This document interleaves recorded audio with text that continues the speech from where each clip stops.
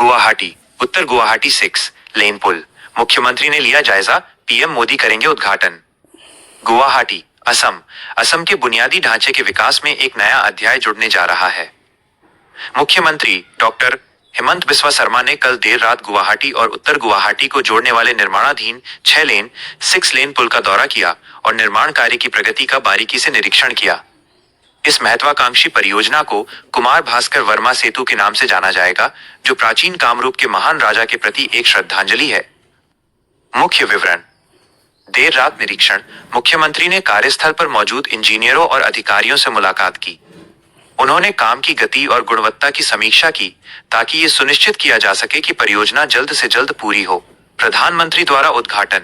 यह घोषणा की गई है कि इस अत्याधुनिक पुल का भव्य उद्घाटन स्वयं प्रधानमंत्री श्री नरेंद्र मोदी करेंगे। यह पुल केंद्र और राज्य सरकार की विकास प्राथमिकताओं का प्रतीक है। कनेक्टिविटी में बदलाव। ये पुल ब्रह्मपुत्र नदी पर यात्रा के समय को काफी कम कर देगा।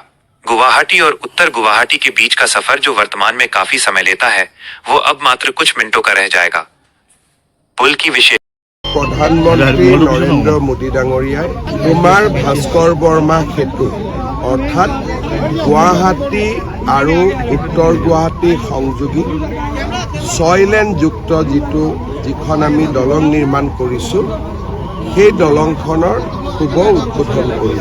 আমি তাৰ কাৰণে পৰ্যবেক্ষণ কৰিব আহিছিলোঁ।